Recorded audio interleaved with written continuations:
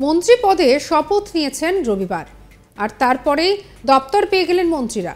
দিল্লিতে প্রধানমন্ত্রী নরেন্দ্র মোদীর বাসভবনে তৃতীয় নরেন্দ্র মোদী মন্ত্রিসভার প্রথম বৈঠক হলো।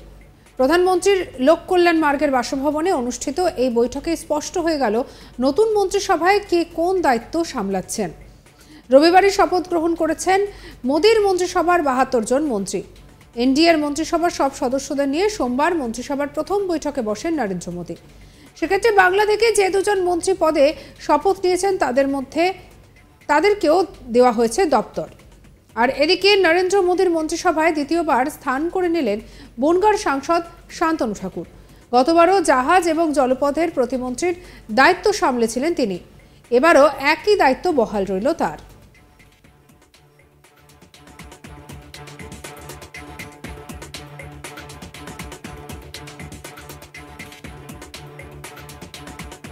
তবে প্রথমবার কেন্দ্রীয় মন্ত্রিসভার দায়িত্ব হয়েই ডাবল ধামাকা সুকান্ত মজুমদারের।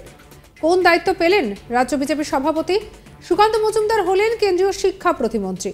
সেই সঙ্গে পূর্ব এবং যেটা জানা যাচ্ছে যে উত্তর পূর্বাঞ্চলের উন্নয়ন মন্ত্রকের প্রতিমন্ত্রীও করা হলো তাকে।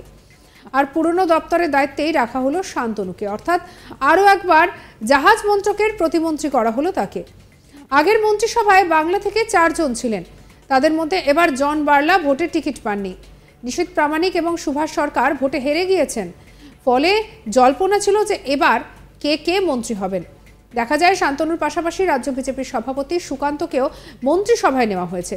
তবে এবারও বাংলা থেকে কেউ পূর্ণ মন্ত্রী হননি। বাঁকুড়ার বিজেপির সাংসদ ছিলেন সুভাষ সরকার, তিনিই ছিলেন কেন্দ্রীয় শিক্ষা প্রতিমন্ত্রী। তিনি এবার ভোটে হেরে গিয়েছেন। সেই দপ্তরে দায়িত্ব দেওয়া হলো বাংলার বিজেপির রাজ্য সভাপতি Sukanta মজুমদারকে।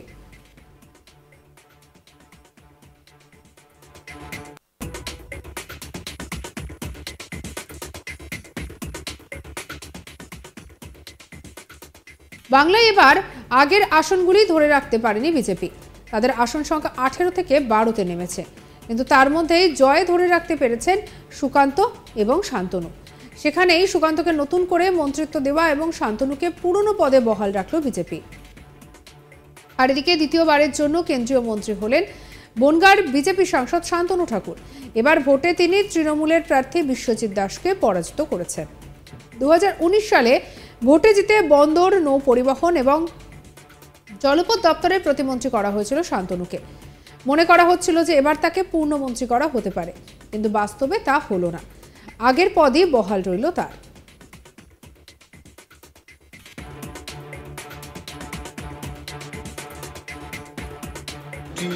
As a Minister of State for the Union, and that I will do right to all manner of people in accordance with Constitution and the law, without fear or favor, affection or ill will. I, Shantanu Thakur, do swear in the name of God that I will not directly or indirectly communicate or reveal to any person or persons any matter which shall be brought under my consideration or shall become known to me as a Minister of State for the Union, except as may be required for the due discharge of my duties as such Minister of State. Shantanu Matua ঠাকুরবাড়ি পরিবারের সদস্য এবং all India Matua মহাসংঘের সংঘাধিপতি। এ রাজ্যে 2026 সালের বিধানসভা ভোটে মতুয়া উদ্বাস্তু মানুষের vote টানতে শান্তনুর গুরুত্বপূর্ণ ভূমিকা রয়েছে বলে মনে করছে বিজেপির অনেকেই। এসব কথা মাথায় রেখে এবার তাকে মন্ত্রী করা হয়েছে বলে মনে করা হচ্ছে। সেই সঙ্গে এবার হুগলি, কোচবিহার, বর্ধমান, দুর্গাপুর, বাঁকুড়া বিজেপির হাতছাড়া হয়েছে। সেখানে বনগাঁ বুক আগলে রাখেন শান্তনু ঠাকুর। তারই পুরস্কার হিসেবে আবার কেন্দ্রীয় মন্ত্রী হচ্ছেন শান্তনু ঠাকুর। এমনকি সিএর বিরুদ্ধে তুমুল আন্দোলন গড়ে তুলেছিলেন মুখ্যমন্ত্রী মমতা বন্দ্যোপাধ্যায়। আড়াআড়িভাবে বিভক্ত হয়ে পড়ে মতুয়া ভোট ব্যাংক। তারপরও নিজের আসন ধরে রাখতে সমর্থ হয়েছেন Shantanu.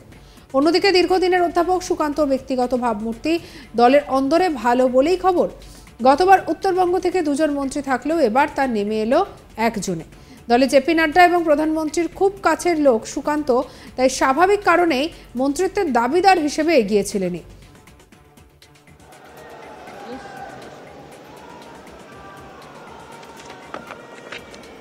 I, Shukanto Majumdar, do swear in the name of God that I will bear true faith and allegiance to the Constitution of India as by law established, that I will uphold the sovereignty and integrity of India, that I will faithfully and conscientiously discharge my duties as a Minister of State for the Union, and that I will do right to all manner of people in accordance with the Constitution and the law, without fear or favor, affection or ill will. I, Shukanto Majumdar, do swear in the name of God that I will not directly or indirectly communicate or reveal to any person or persons any matter which shall be brought under my consideration or shall become known to me as a Minister of State for the Union, except as may be required for the due discharge of my duties as such Minister of State. তাছাড়া এক্ষেত্রে রাজ্য সভাপতি পদের গুরুত্বও কাজ করেছে, সে কারণেই তাকে মন্ত্রী হিসেবে বেছে নেওয়ার কারণ আছে বলেও মনে করছেন অনেকে।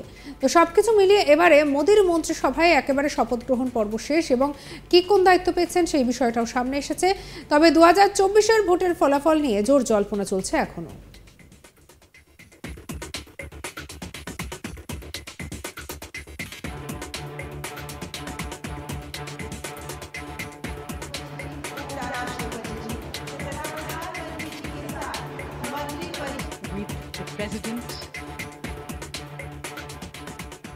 মন্ত্রিপদের শপথ নিয়েছেন রবিবার, আর তারপরেই দপ্তর পেয়ে গেলেন মন্ত্রীরা। দিল্লিতে প্রধানমন্ত্রী নরেন্দ্র মোদীর বাসভবনে তৃতীয় নরেন্দ্র মোদী মন্ত্রিসভার প্রথম বৈঠক হলো। প্রধানমন্ত্রীর লোককল্যাণ মার্গের বাসভবনে অনুষ্ঠিত এই বৈঠকে স্পষ্ট হয়ে গেল নতুন মন্ত্রিসভায় কে কোন মন্ত্রকের দায়িত্ব পাচ্ছেন।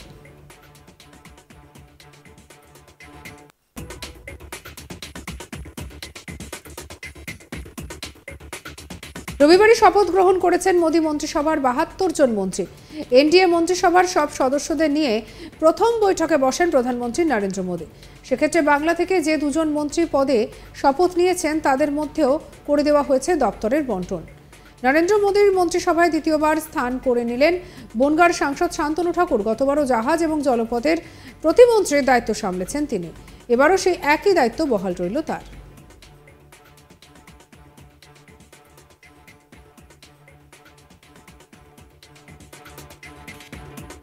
তবে প্রথমবার কেন্দ্রীয় মন্ত্রিসভার সদস্য নিয়ে ডাবল ধামাকা সুকান্ত মজুমদারের, তিনিও ইতিমধ্যে দায়িত্ব পেয়েছেন। সঙ্গে রাখুন আজ তাক বাংলাকে সাবস্ক্রাইব করতে ভুলবেন না।